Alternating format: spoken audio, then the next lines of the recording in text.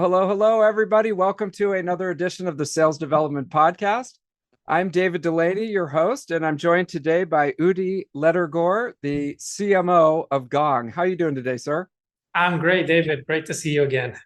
Oh my gosh, I've been so excited about this. Obviously a big fan from afar of your work and the work that you've done at Gong.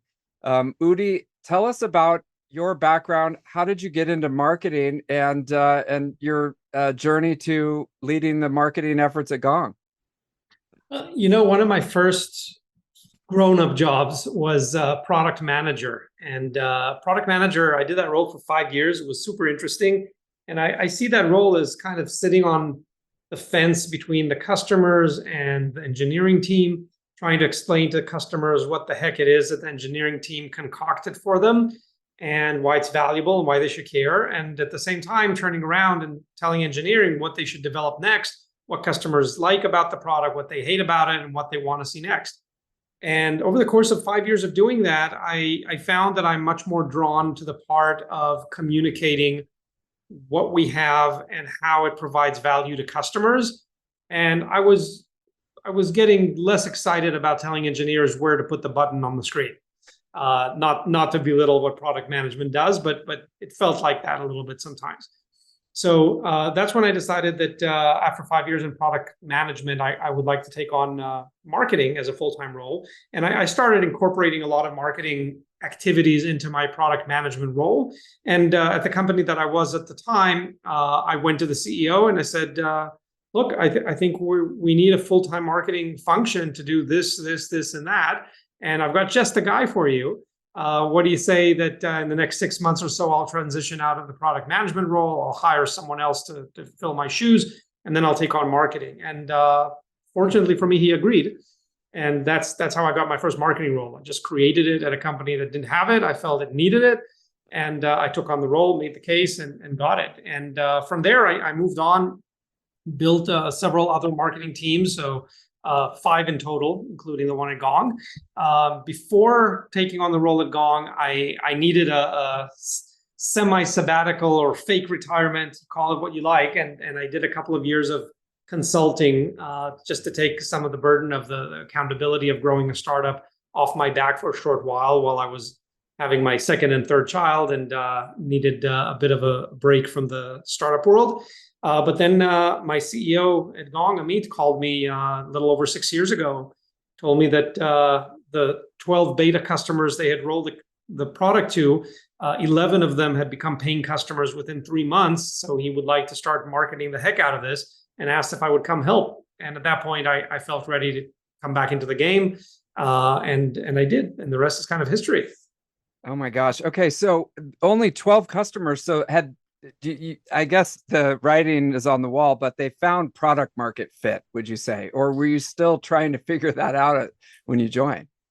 The search for product market fit never really ends because the market changes, the customer needs changes, you get competitors and they try keeping up with you initially, and then you try to keep up with some of what they're doing initially, and then others enter the space, and then there's consolidation between different spaces. So the search for product market fit never ends. But I would say that one of the things that gave us that critical head start was achieving early product market fit, where customers starting using the product and they just got the value and they decided to continue using it. And that made everything infinitely easier for marketing, for sales, for the fundraising, for the rest of the organization.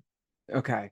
And so you felt pretty good about that. And then where did you start? You come in, it's your first day. Where do you even start with something so early and, go start to talk to people about it?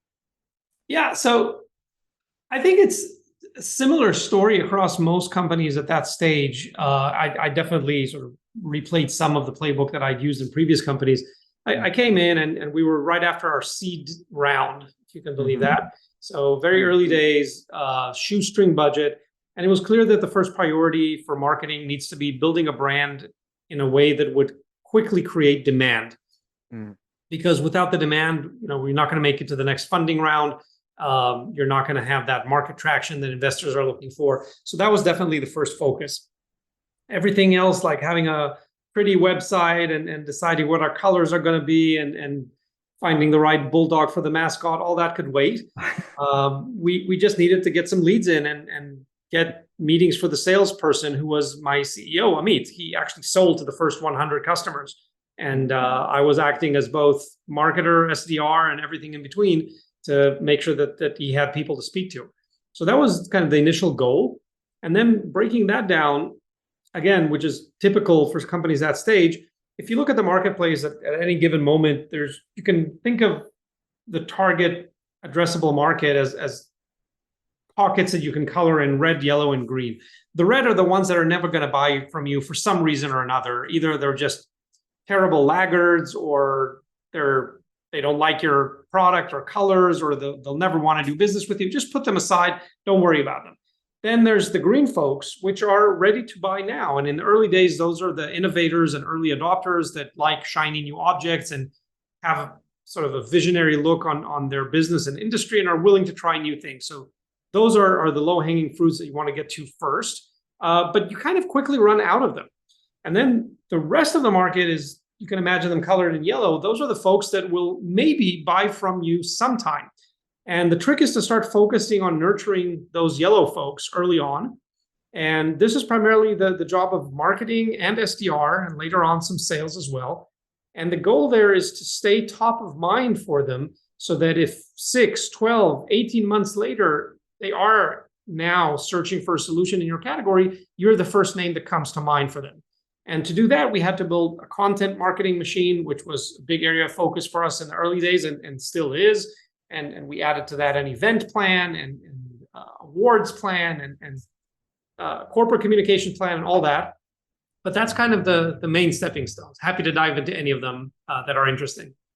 Yeah, it is. It's interesting. So at first, this was back in 2016, 2017. Yeah. Okay.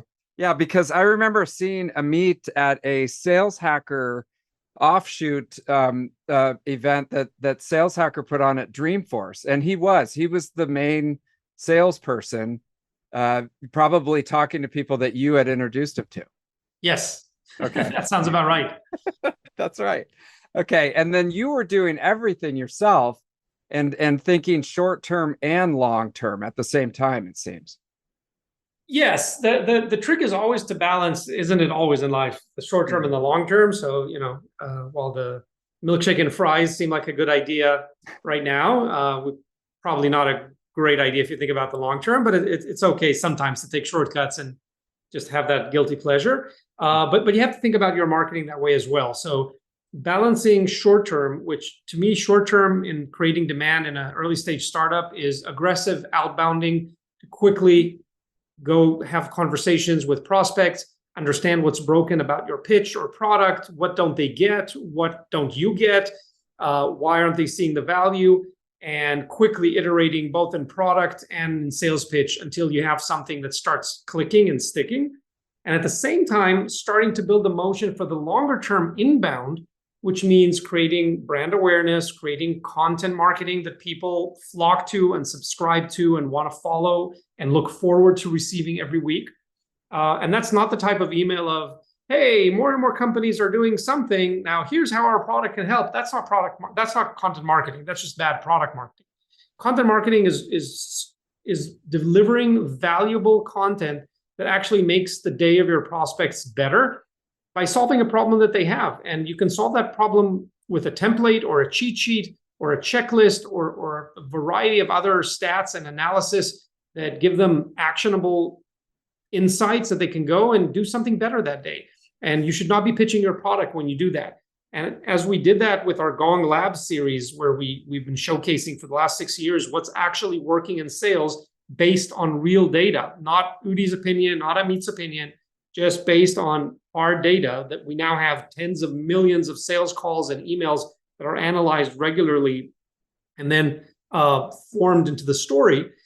People flocked to that. And that's how we hit, I think we're at like 180,000 LinkedIn followers and hundreds of thousands email subscribers and hundreds of thousands of downloads of our podcast. All these ways and channels that we use to get this research out there, people find super valuable. And guess what? In a year, if they need a solution like Gong, they'll go, oh, well, I want to go to this company that I've been getting so much value from already. I've been reading their content every week. They've already helped me so much and I haven't even given them a dime. I should at least go check out their product now that I'm in the market for it. Mm-hmm. The long tail. And it's so interesting because it seems like the two or three companies came out sort of at the same time, and they had a similar story. It seems, to converge the inside sales motion with the fact that you're using Zoom and you can analyze the conversations, and you're probably doing a lot more than that. But around that time, there were a few companies, but then it got sort of narrowed down to yours and maybe one or two other ones, and that those are all the ones when people understood the value of what you were doing. Then now they had to put it into, okay, it's Gong and 1 and 2. That's all we're going to talk to. And somehow Gong was able to, really establish yourself as that go-to brand. Yes, that's a pretty accurate depiction. There were three companies. One of them was more of a sort of small technology afterthought of a consulting company. So that got dissolved after a few years and never hit serious market traction. The other company was acquired about 18 months ago for, I think it was 8% of Gong's valuation at the same time. So they were a very distant second. And without sounding like a cliche, I think the number one difference between all companies who had roughly the same timing when they came out to market. Actually, Gong was the last to come to market by a few months compared to the other two. They had access to funding. They had access to talent. At the end of the day, it really is the team, and it starts from the top and the ability to hire even more A talent. So it starts with the team, and with the right team, you can make the better product decisions. You can make the better go-to-market decisions. You can build a better brand. There's several ways of getting to success, but looking back at those companies and speaking to their executives that are no longer there, they admit that they did not move fast enough. They were trying to tinker with the product for way too long in the labs before releasing things, and we've just moved much faster, got valuable feedback from the market, and we're able to iterate much faster on what the market needs. Some of those companies, they just didn't believe in marketing or didn't want to invest in marketing until very late in the game, when they realized that Gong was building a big advantage, not only with its superior product, but also with superior marketing. And they admit that mistake today. So those are some of the things, but it really all starts with the team. Like having a team of the right mix of experience and skill and potential, you can do almost anything. Oh my gosh, it's so true. And there's two big things that really stick out with Gong that you mentioned. One is the content marketing. And then the other one is the brand. And so let's dive in with the content marketing. You hit a couple of things. One is that you're using the product to drive the material and the problems that you can actually hear. It's like a cycle. Yes. You hear the problems on Gong calls, and then you put it into the content, and you can use the data. Taking it back, when you first sat down and thought about your content marketing when there was nothing there, where did you start? So that's a great story. I came in on my first day. It was August 1st, 2016, and okay. I told him, okay, you want some leads? I need to create some content and start getting it out there. I posted a couple of ads on LinkedIn. I sent out my first email blast, but I need some content. I said, what have you got? He said, I've got nothing. I said, well, the company, you've got to remember, was 12 employees at that point, all of them engineers. I was employee number 13. They literally had very little except the product. And I said, okay, you've got to have something. He said, I don't know, take a look at this, see if it's helpful. He showed me 5 slides that he put together for a conference the week earlier. And they were based on some very sketchy analysis of the customer calls that we had in the database at the time. And it showed things like, we found that the optimal talk time for a salesperson is about 46% during discovery, and you should leave the rest of the time for the prospect to speak. And we found that for the best chances of getting the second call with the customer, you'll want to ask about 4 to 11 questions. And he showed me 3 more slides like this. Each one had one chart. And I'd never seen something like that before. And I said, wow, this is great. I think I can use this. I took his PowerPoint presentation. I added a cover slide. I gave it a title, and I called it The 5 Secrets of the Perfect Sales Pitch. I hit File, Save As, PDF, and I have my first ebook. That's how I created my first ebook at Gong. And I swear, this is the actual story. And I'm sure I could recover it on some old archive. And I started sending that out, and people started downloading it. They're like, wow, this is interesting. I want to know what the perfect pitch looks like. And they started commenting and discussing about these things. Oh, really? Is it 46%? I always intuitively knew that I should listen twice as much as I talk, but I've never really seen it in the data. That's really interesting. And then they start tagging their friends. Hey, this is what we were talking about by the water cooler last week. Take a look at this. And it started propelling itself. And we figured we must be onto something.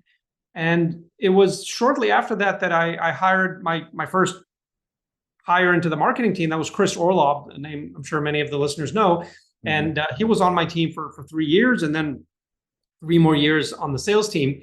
And he really took charge of the Gong Labs content series and started developing it into longer form blog posts, where we really took an interesting research question around something that's working or not working in sales and put together a very easily consumable piece of content, which is always the trick, because the data analysis are going to give us an ugly spreadsheet that you've got to put your glasses on to even figure out what you're looking at. But then Chris had the talent to simplify all of that into a very simple short story that you could read, on the train on your way to work, or listen to later on an audio version, and just made it super simple. And people started subscribing and following and wanting more of that. So that's really the genesis of the Gong Labs content series. And it did create that virtuous cycle that you talked about of we're using our product almost in passing to present these really deep analytics. People get a ton of value out of them without feeling that they're being pushed to buy something. And then when they are eventually in the market, they come to us because of that thought leadership to buy the product. And then they go to their salesperson or customer success manager and they're waving this piece of Gong Labs content and say, show me how to do that in the product now. I want these insights. Mm-hmm. So it created the perfect virtuous cycle. And I think a lot of companies can do that if they think hard enough about how to extract insights from their product in a way that's not a sales pitch, but actually providing value from the data itself, not just as a thinly veiled sales pitch. Not every product lends itself to that, but I think more products than people give themselves credit for do. I think so. And that's, my mind is going, okay, this is perfect for Gong. And you found that cycle of goodness where it keeps going up, because the as you described, how would it relate if you were selling dog food or something like that, where you didn't have this treasure trove of data? And the dog food's not a good example, but I want to play with the dog food. Okay, let's play with the dog food. Let's go with the dog food, David. So if I were selling dog food, I'm making this up as we go along. So we could be going down a really ridiculous rabbit hole, but I think this is worth taking the unprompted example. If I were selling dog food, I would want to come out with some user app that my clients could use, let's say for applying silly filters to their dog photos to encourage them to take lots of dog photos and share them maybe on a network. Okay. Mm. And as they do that, I would ask them questions about the feeding habits of the dog. How many times a day did he eat? What amount of food did he eat, etc. Now I've got a database. And after I get a few hundred entries into there, I can start doing analysis. And then I can start publishing data about how to keep your dog healthy and happy. We notice that dogs who eat before 7 a.m. are happier and have more energy throughout the day. If you feed your dog after 10 a.m., he's going to get all cranky and bounce off the walls. You see where I'm going with this? You gave me the most ridiculous example, but I can create that for you. And if I could do it on the fly, then someone could do it much better than I just did. You've got to be able to. And so what I'm hearing you say, though, is that you need some sort of data set. And in the world that we live in, any product should have some kind of data set. So you just need to be creative about how can you collect the data set in order to have something to analyze. That is one way that produces what are probably the most valuable insights, because you're using what's known in the research world as primary research. You're the first to tap into this data and produce something. But there is a way known as secondary research where you repurpose something and repackage it as something very valuable. And I'll give you an example. The last company that Amit Bendov, the CEO of Gong, and I worked at together was a company called Panaya. Now, I'll try and explain what the company did without making you fall asleep. We did ERP upgrade automation. That's the shortest description I can think of. So companies, large manufacturing companies, they use ERP systems and they need to upgrade them. This was before the days of SaaS, right? Think like you get the CD in the mail once a year with a software update. They need to upgrade it. Now, the thing is with ERP systems is that they're customized in a gazillion different ways. If you think customizing a CRM has gone out of hand, then you don't know what ERP looks like. It's ridiculous. Like there's thousands of customizations if you're like a Boeing or Nissan or large organization, you've customized your ERP in thousands of ways. Now, when you get that CD in the mail and it's time to upgrade, the whole IT department like goes into a bomb shelter because they know that as soon as they install that, that's going to break hundreds of the customizations that they created that are not fully backwards compatible with the old version, or they don't even know what's going to break. Okay, so that's what Panaya did. It made software that solved that problem. Now, why am I boring you with the story? Because we never got like sufficient data back from our customers like at Gong we do. Because in Gong, we store all the customer calls and emails, so we have that data to work with. That's the primary data. We never had that at Panaya because it was mostly, never mind, but we never had that. Now, so what do? We thought about how do we create valuable content for our customers to make them want to come back and want to read more from us. And we noticed that every time SAP released one of their ERP versions, they had a website with like 2,000 pages of all the updates that are coming out in this version, which nobody can sit and read. And again, they just perpetuated this problem of, I don't know what's going to break in my system. I'm too afraid to do the upgrade. I'm going to put it off. I can't even budget for this. And so here's what we did. We had someone on our team look at those updates on the SAP website, install the latest update in a sort of sandbox environment at Panaya, run the upgrade simulation, and then put out a 2-page report. It was never longer than 2 pages with a few pretty charts showing, okay, this latest upgrade is going to affect the following HR modules, the following finance modules, and these 2 GDPR modules. And if you're using this part, then this is what you should expect to change in your system. This is where you want to focus your testing and your code fixing, because these are the modules that your customers' customizations are going to break on. And we just put together a 2-page, simple English, 6 pretty charts explanation of what took SAP hundreds and thousands of pages to explain on their website. So we took their data, we repackaged it, and we started sending out to our entire email list to see if they'd be interested. So every time SAP published a new support pack or version, we send out this 2-page update. And people were downloading them by the thousands. And we started doing this every quarter on the same cadence that SAP and then Oracle and other ERP providers were doing their version updates. And it came to a point where if we were a little late, we started getting emails from prospects asking, hey, when are you coming out with a support pack update? We're dying to know what's happening. And only you can explain this to us in a way that we understand. And so we knew that we were onto something. Wow. And that again created that virtuous cycle, because see what we did? We used our own simulation technology to analyze the new ERP version in a sandbox. We told people in a really simple way what's going to break, where they need to focus their testing. And then there was a small, subtle call to action saying, hey, do you want to see the customized report of every single thing that's going to break in your system? Sign up here for a demo. And they did. Done. So there's a few themes. One is you're taking this very complex situation, 2,000 pages, and boiling it down into something that's digestible. That's 2 pages. Yeah. And everybody's life is so complicated these days that who wants to read through 2,000 pages, right?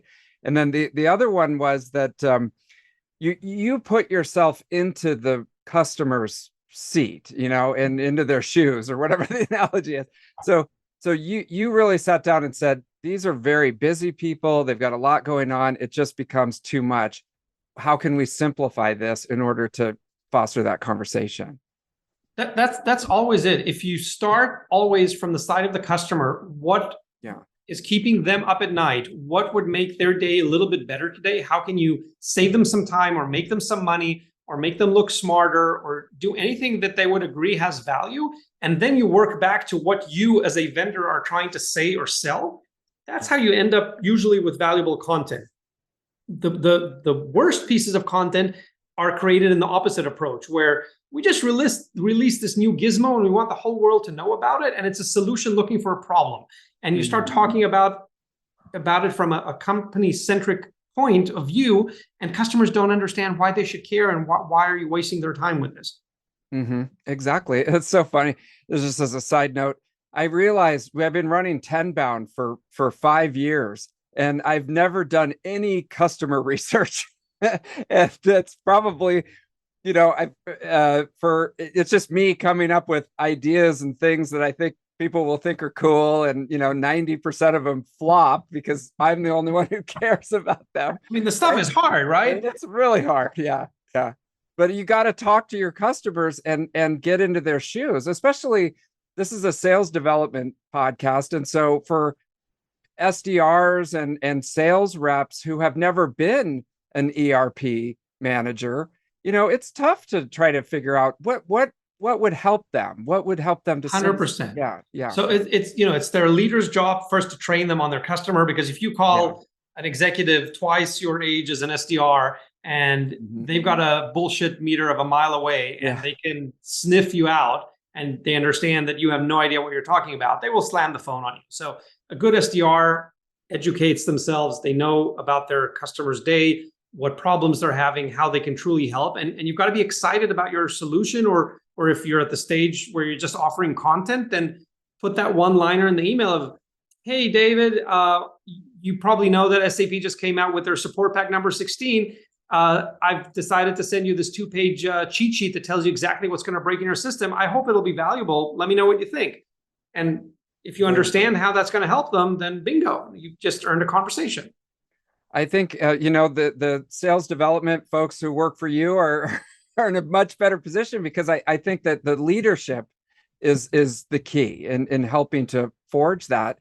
The other thing that I'm really curious about is the brand, because a lot of folks are they're representing companies that have no brand whatsoever. When you, back in 2016, you came in and you've been able to build this amazing brand. And I think people sort of laugh at when they talk about brand, they laugh about it. It's like pretty colors. Even you said it, right? It's pretty colors and all the pens are matching and stuff like that. But you've been able to build this very recognizable brand. And where did that start? How did that come out? So I would say there are probably the two single biggest contributors to our brand success are, number one, brand is too important to leave it to marketing. Branding is not, after we joked about it, it's not putting lipstick on a pig. It's not just taking a mediocre product with a company with a toxic culture and telling marketing to make it all pretty and look like $1 million. That rarely works. Brand is what the company stands for. How are we building a product for generations to help our customers? How does every single interaction with our company look like?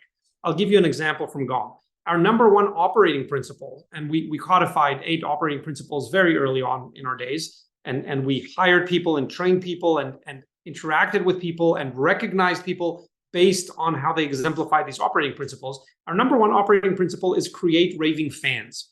If you've ever interacted with Gong long enough, you probably heard that term come up at one point. And every interaction that we create, whether it's accounts payable or a recruiting coordinator or an SDR or a support person or a marketing interaction, like a marketing event or sending out a piece of marketing content, our goal is to create raving fans. Now, you can't have just marketing do that, because if all your other interactions, like with recruiting and accounts payable and SDRs, are mediocre, you can't create raving fans. Marketing cannot do this alone. So that is one example where we have trained an entire company to create those raving fan moments. Now, once you can do that, marketing can go and amplify that, and we get to talk to raving fans, which are happy customers, and they're happy to share their story, and they're happy to get on stage, and they're happy to give us a quote for a press release and on the website. But we couldn't do that alone. You can't take, crappy culture and product and ask marketing to make it all look like roses. It doesn't work. So that's one really important component. So before marketing takes any credit for building a brand, marketing is the steward of the brand. It is not the creator of the brand. It cannot create a brand on its own. I don't think it can be done. The second thing is, and you talked about Gong's brand standing out, and that was really a deliberate choice. When we looked back then, and I'm sure it hasn't changed much, maybe changed a little bit, but when we looked back then, this must have been 4 years ago when we put our first deliberate effort into a visual identity. We looked at dozens of B2B software websites, and they all looked exactly the same.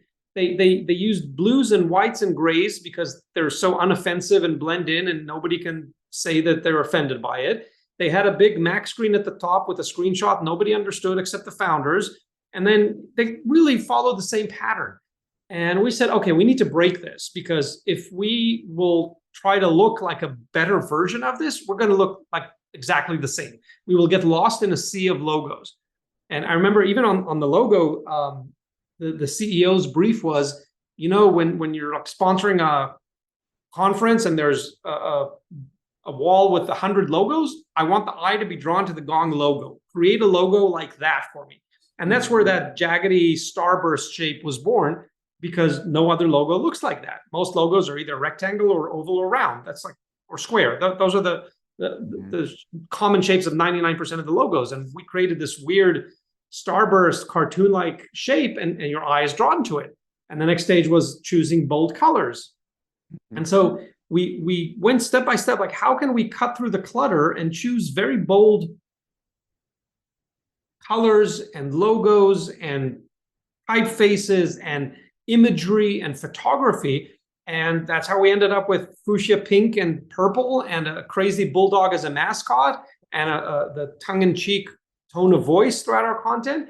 And that's why people say, I can see it something from a mile away and I know it's from Gong, because we become recognized with those colors and with that dog and with other images and with our tone of voice. And you've got to be bold enough to do that. And most brands either just don't give it enough thought in the first place, or are too conservative and try to play it safe to, like, we'll just play it safe and we'll be one of those blue and whites, but that you're never going to stand out by doing that. It's bold and distinctive. And I have to say, if anybody's on LinkedIn, the bulldog actually has their own LinkedIn thing that you can. He does. He does. Yes, Professor Orlov. I don't even know if we still have a human operating him, but it started as an internal joke. I've got to tell you a funny story about that LinkedIn profile since you brought it up. So, so in the first version, we created a fake profile for our mascot, Bruno the dog, and we just called him Professor Orlov, named after Chris Orlov, who was working on the marketing team at the time. And it was just an internal joke that someone ran. And the profile picture was an actual photo of Bruno the bulldog. There is a dog in the profile picture of that LinkedIn profile. And we gave him the title of Chief Security Officer and Data Scientist, or something ridiculous like that. Now, here's what happened. One of our enterprise customers was in contract with us, and they did a security review to make sure that they can buy from us according to their regulations. And they sent us a list of rejects and questions before they signed. It said, one of them, we noticed that your chief security officer is also a data scientist, and we can only buy from companies that have a full-time security officer. And we were scratching our heads. What are they talking about? We didn't even have a security officer. And then we figured out they were looking at Professor Orlov's LinkedIn profile. Our chief product officer sent that to me with a whole bunch of rolling on the floor, laughing emojis. I went into LinkedIn. I changed the profile to make him only a data scientist, so he's no longer our chief security officer, and the customer bought from us. Oh, but beautiful. It just goes to show the unintended consequences of internal jokes when they get out of hand. Well, so, and unfortunately, so he got demoted, right? He got demoted, unfortunately. But it's so true. I mean, there's a very distinctive flavor to Gong, and it's I mean, it's not polarizing, but it's like there's a personality to the brand itself, and they've been really successful in in establishing that. So that's amazing, because it seems like software is behind the scenes, and it can almost be a commodity to some extent. So it's really the brand that gives it a unique position in the marketplace. I like to think of it as a combination of both, because marketing will get you only so far. If you've got a mediocre product, you're probably not going to win in the long term in most cases. Again, it depends on your distribution channels and other things, but let's simplify the story. I'll put it this way, as Amit often says, we built a product so good that a mediocre go-to-market team could take it to market, and we built a go-to-market team so great that they could push a mediocre product. Now, once we have them both, the sky's the limit. And that's what every company should strive for. Yeah. That is what every company should strive for. That's amazing. Oh my gosh. Okay, so I've got a whole page of notes here. What are you excited about right now that you're looking out toward, either, this month, this quarter, 5 years from now? What's your most exciting project that you're thinking about? I'm most excited about Gong's horizontal expansion. We started as conversation intelligence, and then expanded into revenue intelligence, and then added deal inspection, and more recently added a forecasting product. And we just announced a slew of new products coming out next year, including our version of sales engagement, which is going to be a new, radically different approach, radically smarter approach to sales engagement than the market is using right now. And to see the best sales team in the world standardizing on Gong as their platform for the most valuable daily workflows of their SDRs, their salespeople, and other teams, that's super, super exciting, because it all started with a small dream. As I said, I joined a tiny company 6 years ago, and we're getting close to world domination. This is super exciting. Oh my gosh. These companies who were so much bigger than us when we started, and now we've either surpassed them, or we're on par, or around their size, and knowing what our plans are for the next 12 months and beyond is super invigorating and exciting. And we've just begun. Oh my gosh. After 6 years, you feel, refreshed and renewed looking out into the future. That's amazing. You have to keep inventing just to stay in place. Yeah, definitely.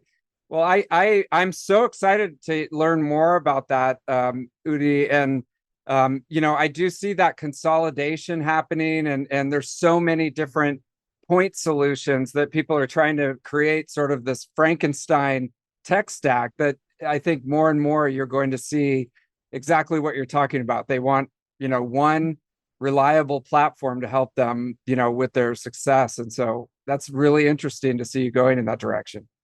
Indeed. Well, thank you so much for joining us on the Sales Development Podcast, sharing your wisdom.